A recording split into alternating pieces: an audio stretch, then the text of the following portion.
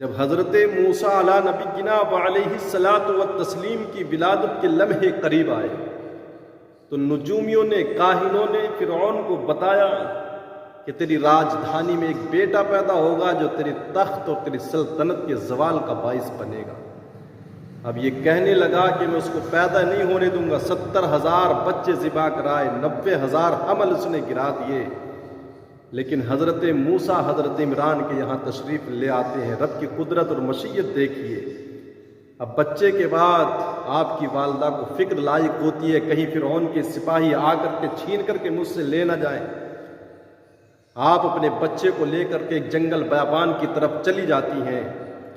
پھر رب کی طرف سے حکم ہوتا ہے کہ ہم بیٹے کو تیرے پاس ہی لوٹائیں گے، آپ ایسا کریں ایک صندوق تیار کر کے اس کو دریائے نیل کی موجوں کے حوالے کر دیں۔ حضرت موسیٰ کی والدہ نے صندوق تیار کیا، بچے کو اس میں رکھا، اوپری سطح پر کو سوراخ کر دیے تاکہ ہوا روشنی کا انتظام رہے۔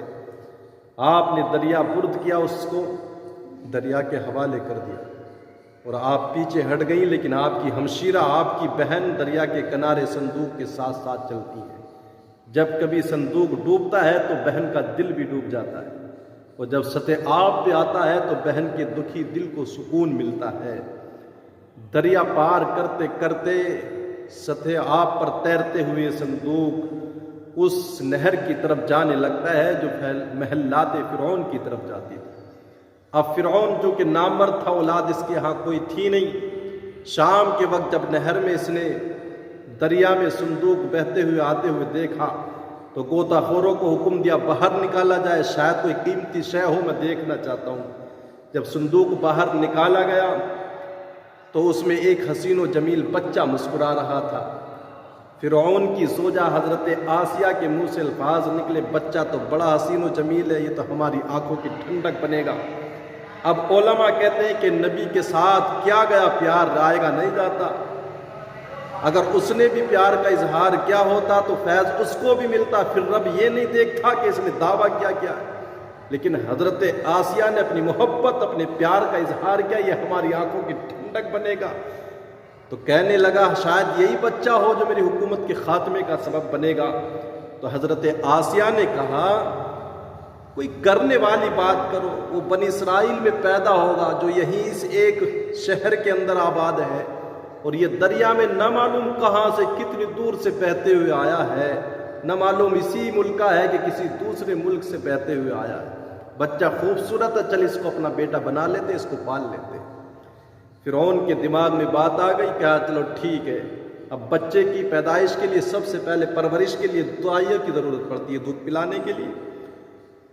تو سرکاری دائیاں سینکڑوں لائی گئی، لیکن حضرت موسیٰ ہے کہ کسی کا دودھ نہیں پیتے ہیں۔ تو اتنے میں آپ کی بہن، آپ کی ہمشیرہ بھی وہاں پہنچ جاتی ہیں۔ کہنے لگی میرے علم میں بھی ایک بڑی پاک صاف خوبصورت دائی ہے، بڑی رغبت کے ساتھ بچے اکثر اس کا دودھ پی لیا کرتے ہیں، اگر تم کہو تو میں اس کو بلا لیتی ہوں۔ فرعون کی طرف سے حکم نامہ جاری ہوا کہ بلاؤ۔ آپ گئیں اور اپنی والدہ کو بلا کر کے لے کر کے آئیں۔ جب آپ آئیں حضرت موسیٰ پالنے میں، اور آپ ماں کو دیکھ کر کے مسکرانے لگے۔ بتا اتنی چھوٹی عمر میں بھی کوئی جانتا ہے کیا؟ آج اس نبی کو لوگ کہہ رہے کہ 40 سال کے بعد انہیں نبوت ملی، جن کے صدقے میں کل کائنات ملی ہے۔ آپ نے پستان پیش کیا، حضرت موسیٰ نے نوش دودھ فرمایا، دودھ نوش فرمایا۔ فرعون کی طرف سے حکم نامہ جاری ہوتا ہے کہ یہیں پر رہ کر کے بچے کی پرورش کرنی ہے، دودھ پلانا، تیری بھی تنخواہ دی جائے گی۔ اتنی دائی آئی تھی، کسی کے نہیں پلا، ماں کا دودھ پیا، اس لیے کہ کل اسی کے دربار میں کھڑے ہو کر کے حق کی تبلیغ اور حق دین حق کی تعلیم لوگوں کو دینی تھی۔ کہیں ایسا نہ ہو کہ کل پھر فرعون سامنے سے آ کر کے کہے موسیٰ میرے یہاں پر پڑے ہو اور مجھے کو باتیں بناتے ہو۔ تو فرعون سے آج موسیٰ بے بانگ دہل کہیں گے ظالم ہوش میں آ جا، تیرے یہاں پر رہا ضرور ہوں لیکن دودھ اپنی ماں کا ہی پیا، تیرا کوئی احسان نہیں۔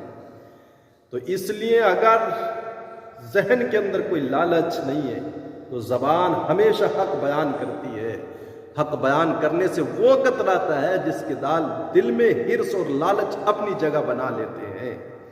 تو یہ تو کہتا تھا کہ پیدا نہیں ہونے دوں گا، کتنے بچوں کو اس نے ذبح کرایا، کتنی عورتوں کے حمل اس نے گروا دیے، لیکن رب کی مشیت کہہ رہی تھی ظالم تو کہتا پیدا نہیں ہونے دوں گا، اور رب کی قدرت کہہ رہی ہے تیرے یہاں پال کے نہ دکھایا تو کہنا۔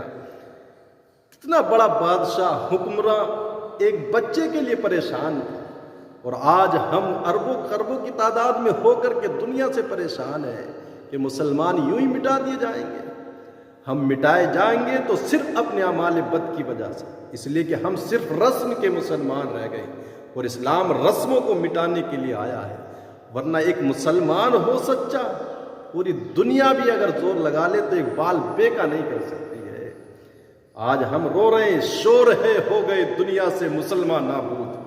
میں کہتا ہوں یار تھے بھی کہیں دنیا میں مسلم موجود؟ صورت میں تم نصارہ، تمدن میں تم ہنود، یہ مسلمان ہے جسے دیکھ کے شرمائے یہود۔